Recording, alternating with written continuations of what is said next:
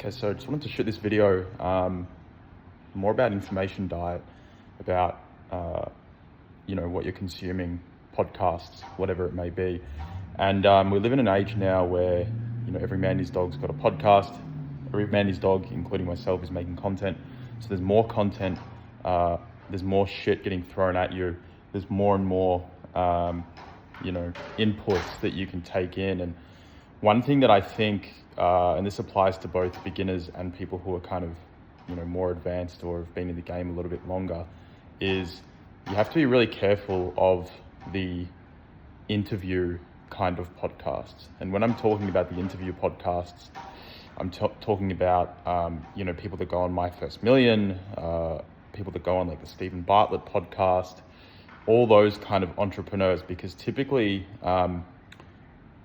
if you want to get the truth about something, and you are friends with enough business owners and you're friends with enough guys who've made it, including guys who are, on a business level, a couple of steps ahead of you, right? Which once you do get to a certain level, you have the privilege of getting to know those guys. You, let's say you have a business doing, X turnover a year and you're worth, 1 million or 5 million or 10 million or whatever. Your odds are you're probably going to know someone with a business doing 9 figures a year, or 10 figures a year, or someone worth 100 million or 500 million or whatever it might be. And then if you really intimately get to know those people and they trust you and they tell you about their story, a lot of the time the story that's the real truth and the hardcore story is very different to what they put out as the public facing story. So that's the first bit that you have to be really careful of when you're, especially those mass market podcasts, is a lot of the nuggets you're getting aren't nuggets because they're just fabricated stories. People aren't going to say, yeah, I just stole 20 products that I saw were scaling and I ripped the content and I put the ads up and one of the ads got 10 ROAS and no one was doing it in Australia and that's why I scaled that product. No one's going to say, yeah, we did negative option subscriptions. People didn't know they were getting signed up to a subscription. That's how we made our first 10 million. And then we parlayed it into, crypto and mergers and acquisitions. People just aren't going to be open and honest with how they made their first bit of money. And I think it can lead you down the wrong path. And the second thing is what it can do as well is very often people, especially if they made money in sort of a somewhat gray area, or even if the business was, completely compliant, maybe some of the things they did were kind of, somewhat taboo, or you wouldn't say that to people because business is ruthless and it's cutthroat. And if you talk about some of the things that you might do to people who kind of aren't in the business world, it's honestly quite like people would be taken aback, right? And you just wouldn't be putting that on a podcast. So then you think to yourself, it's like, okay, like why am I watching this podcast? And I'm not really going to get any real nuggets. They're not going to share real alpha. Like they're not going to share their source on those kind of podcasts. The third thing is like a lot of the times those podcasts are very much curated. The founder might be doing a funding round. He might be releasing a new line. His business might be very tied into his personal brand. He could be friends with the people who he does the podcast with. There's some reason underneath all of that why they're going on that particular podcast, which means because they have a reason and because they're entrepreneurs and they're very smart and they know how to market and they know how to tell stories, they're going in and trying to push a narrative, which means for you as the viewer, you're basically just getting psyops. You're not going to get alpha, right? So you're not going to get alpha as to what's working now. You're not going to get their real come-up story. You're going to get the fabricated one that looks good for the podcasts. So then you have to ask yourself, why are you watching it? If it's a motivation thing, fair enough. Watch it for motivation, but watch it once a week on a Sunday.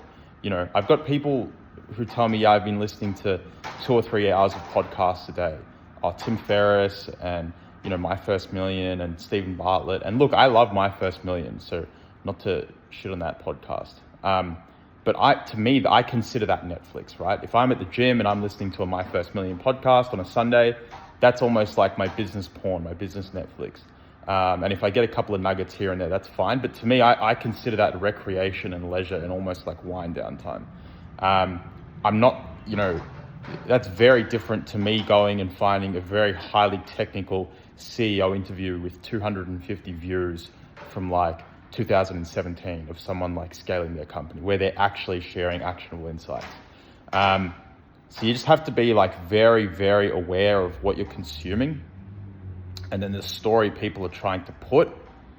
And then, if you do find stuff, the other tip I have as well, if you do find stuff, it's a bit noisy out. It's windy and the thing's like blowing, but if you do find something that's very, that does go a little bit deeper. So for example, I listened to an interview recently with a guy who's like a commercial property developer in Australia. And, he's like, yeah, we built all this, we have $300 million of assets under management and this and that. And I'm like, wow, this guy's like super impressive. I really enjoyed this podcast. And now that I kind of know what people do when they go on these podcasts, of course I did my due diligence. I did a bit of digging on this guy, the company, whatever. They're swimming in an unfathomable amount of debt. This guy over-levered so much that just to cover the debt service every year is like twice as much as any equity they've made from these properties. So then again, you go, it's like, okay, was this guy super successful or did he just benefit? Sorry, he's obviously objectively successful. Was this guy, did he have some sort of alpha or source or was he doing something that other people weren't? Or did he just have access to capital and did he just take full advantage of like a zero interest rate environment and over-lever and now he's kind of getting dipped, right? So again, how much actionable insight can I end up taking from that? Maybe the lesson is that, you don't take risk that can end up sort of bankrupting you. But I think the lesson is, you just gotta be like super careful with what you consume, including this content as well. I would definitely, limit what you take in and be very specific with what you do go out and take in. And if there's anything that you don't feel is serving you, whether it be on Instagram, Twitter, TikTok, whatever, just mute it. Just literally mute it. There's just kind of no point engaging with things that you don't feel serving you. Building a business is hard enough. You don't need to add extra shit and extra layers to it.